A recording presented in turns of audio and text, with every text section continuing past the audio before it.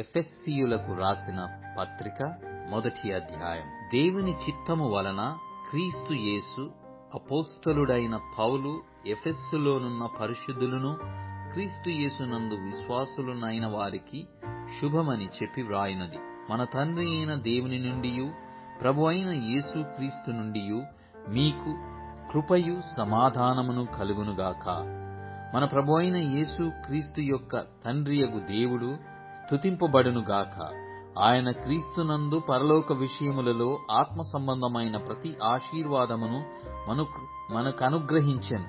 ఎట్లనగా తన ప్రియుని యందు తాను ఉచితముగా మనకు అనుగ్రహించిన తన కృపా మహిమకు కీర్తి కలుగునట్లు తన చిత్త ప్రకారమైన దయా సంకల్పము చొప్పున యేసు క్రీస్తు ద్వారా తనకు కుమారులనుగా స్వీకరించుటకై మనలను ముందుగా తన కోసము నిర్ణయించుకొని మనము తన ఎదుట పరిశుద్ధులమును నిర్దోషులమునై ఉండవలెనని జగత్తు పునాది వేయబడక మునుపే ప్రేమ చేత ఆయన క్రీస్తులో మనలను ఏర్పరచుకొనెను. దేవుని కృపా మహాదైశ్వర్యమును బట్టి ఆ ప్రియుని యందు ఆయన రక్తము వలన మనకు విమోచనము, అనగా మన అపరాధములకు క్షమాపణ మనకు కలిగియున్నది.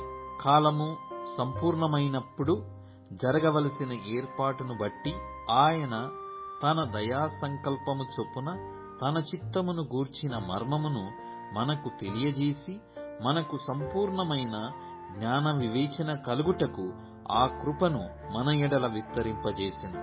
ఈ సంకల్పమును బట్టి ఆయన పరలోకములో ఉన్నవే గాని భూమి మీద ఉన్నవే గాని సమస్తమును క్రీస్తునందు ఏకముగా సమకూర్చవలెనని తనలో తాను నిర్ణయించుకొనెను. మరియు క్రీస్తునందు ముందుగా నిర్ణయించిన మనము తన మహిమకు కీర్తి కలుగజేయవలెనని దేవుడు తన చిత్త ప్రకారమైన సంకల్పమును బట్టి మనలను ముందుగా నిర్ణయించి ఆయన యందు స్వాస్థ్యముగా ఏర్పరచెను. ఆయన తన చిత్తానుసారముగా చేసిన నిర్ణయము చొప్పున సమస్త కార్యములను జరిగించుచున్నాడు. మీరును సత్యవాక్యమును, అనగా మీ రక్షణ సువార్తను విని క్రీస్తునందు విశ్వాసముంచి వాగ్దానము చేయబడిన ఆత్మచేత ముద్రింపబడితిరి.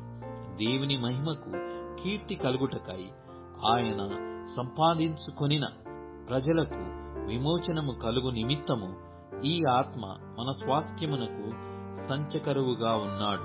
ఈ హేతువు చేత ప్రభు అయిన యేసునందలి మీ విశ్వాసమును గూర్చియు పరిశుద్ధులందరి ఎడల మీరు చూపుచున్న విశ్వాసమును గూర్చియు నేను వినినప్పటి నుండి మీ విషయమై మానక దేవునికి కృతజ్ఞతాస్తుతులు చెల్లించుచున్నాను. మరియు మీ మనోనేత్రములు వెలిగింపబడినందున ఆయన మిమ్మును పిలిచిన పిలుపు వల్లనైనను నిరీక్షణ ఎట్టిదో, పరిశుద్ధులలో ఆయన స్వాస్థ్యం యొక్క మహిమైశ్వర్యమెట్టిదో ఆయన క్రీస్తునందు వినియోగపరిచిన బలాతిశయమును బట్టి విశ్వసించు మనయందు ఆయన చూపుచున్న తన శక్తి యొక్క అపరిమితమైన మహాత్మ్యమెట్టిదో మీరు తెలుసుకొనవలెనని మన ప్రభు అయిన యేసుక్రీస్తు యొక్క దేవుడైన మహిమా స్వరూపియగు తండ్రి తన్ను తెలుసుకొనుటయందు మీకు జ్ఞానమును ప్రత్యక్షతయును గల మనస్సు అనుగ్రహించునట్లు నేను నా ప్రార్థనలయందు మిమ్మును గూర్చి విజ్ఞాపనం చేయుచున్నాను.